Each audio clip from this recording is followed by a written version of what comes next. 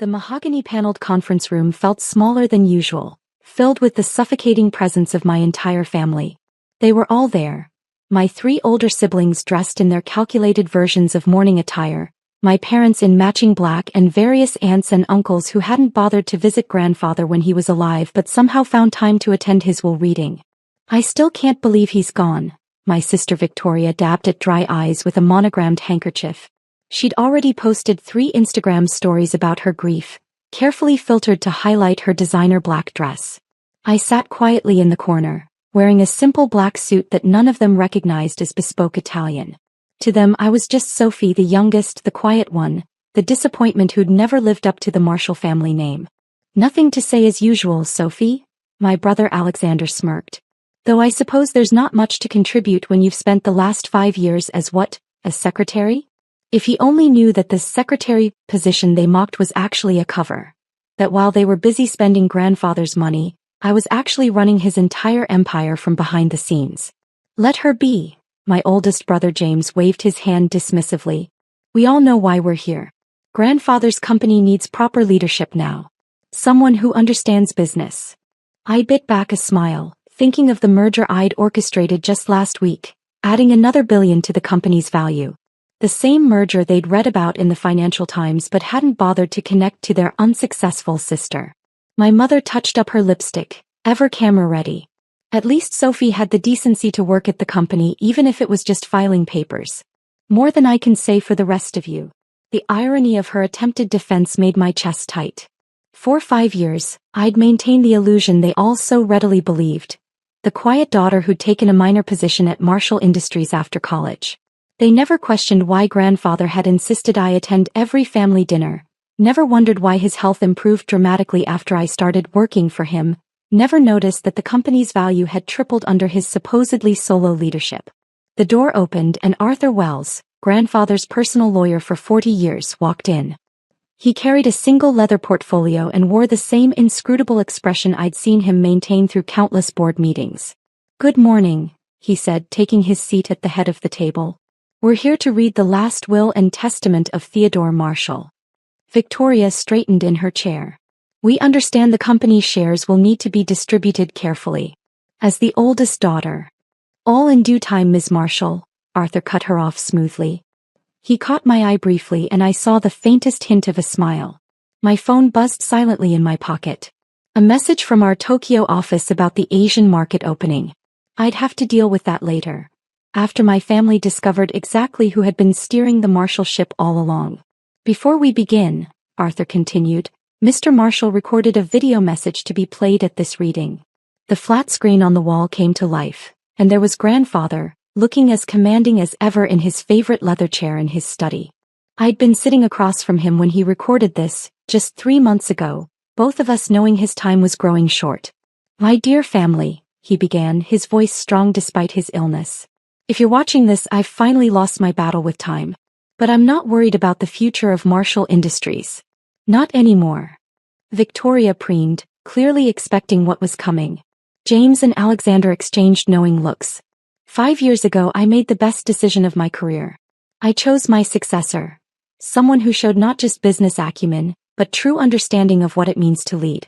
Someone who was willing to work silently, learn every aspect of the company from the ground up, and put the business before their own ego. My siblings were leaning forward now, each probably imagining themselves as the chosen one. While you've all been attending charity galas and spending your trust funds, this person has been working 18-hour days, learning every division, earning the respect of our board and employees. They've been CEO in all but name since my cancer diagnosis, though we kept that quiet for strategic reasons. The room had gone very still. I could feel the shift in energy as they started to realize this wasn't going the way they'd expected. "Sophie," grandfather said, and suddenly every head snapped toward me. "Take care of my life's work. You've more than proven yourself." The video ended, leaving the room in stunned silence. I straightened my shoulders, finally allowing myself to sit the way I did in board meetings, with quiet, assured authority. "Shall we continue?" I asked Arthur, using the same tone I'd used just yesterday to close a $100 million deal. He nodded, opening his portfolio. "The reading of Theodore Marshall's will shall now commence." The dominoes were set. Time to watch them fall. This is ridiculous, Alexander burst out, his face flushing red. Sophie? She's just a glorified assistant. Arthur pulled out a stack of documents, his expression remaining professionally neutral. Actually, Ms. Marshall has been serving as Chief Executive Officer of Marshall Industries since January 2020. All major decisions, acquisitions, and strategic planning for the past 5 years have been under her direct leadership. Victoria's perfectly manicured hand clutched her pearls. That's impossible. She brings coffee to meetings. An effective cover. I finally spoke, my voice carrying the same quiet authority I used in boardrooms. It's amazing what people will say when they think the person serving coffee is irrelevant. James jumped to his feet, his expensive suit wrinkling with the sudden movement. I've been running my own investment firm for a decade. I'm the obvious choice to lead Marshall Industries. You mean the investment firm that lost 40% of its value last quarter? I raised an eyebrow. The one that would have collapsed if not for a mysterious angel investor who bailed you out? His face went pale. How did you? I was the angel investor, James. Through one of Marshall Industries' subsidiary companies. You're welcome, by the way. The room erupted in chaos. My mother had to sit down, her social media perfect composure cracking. My father kept opening and closing his mouth like a fish out of water. Arthur cleared his throat. If I may continue, the will is quite specific. He began reading, his voice clear over the family's confused murmuring. To my granddaughter Sophie Marshall, I leave 51% controlling interest in Marshall Industries, all voting rights associated with said shares, and complete executive control of all subsidiary companies. This is a joke, Victoria shrieked. She can't even dress properly. She's wearing off-the-rack suits. I smoothed my hand over my Tom Ford custom suit. Armani, actually, Victoria. I just never felt the need to show off labels. Unlike some people, I prefer to let my work speak for itself. Arthur continued reading, seemingly immune to the drama unfolding around him. To my remaining grandchildren, I leave trust funds to be managed by Sophie, with distributions contingent upon their active participation in company operations, should she choose to employ them. Alexander's face turned an even deeper shade of red. Contingent? She gets to decide if we get our money? Perhaps, I said calmly. You'd like to see what you've been mocking for the past 5 years? I pulled out my phone, sending a quick text. The wall screen came to life again, this time showing real-time data from Marshall Industries' global operations. Stock prices, acquisition details, merger statistics, all bearing my signature. The Singapore merger last month? That was me. The tech startup acquisition that tripled our market share? Also me. The mysterious restructuring that saved 3,000 jobs during the pandemic? My decision, my execution. My mother found her voice. But you never said anything. All those family dinners where we talked about the company. Where you talked about me, you mean? I corrected her. About how I was wasting my potential.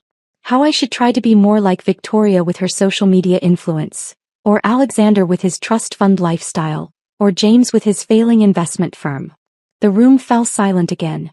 I was exactly where I needed to be, I continued. Learning every aspect of the business from the ground up, earning respect through work rather than birthright. Grandfather recognized that potential in me when none of you did. Arthur pulled out another document. There's more. Ms. Marshall has also been serving on the boards of 12 other major corporations under various aliases. Her total net worth, separate from Marshall Industries, is approximately. Victoria fainted before he could finish the number. My phone buzzed again.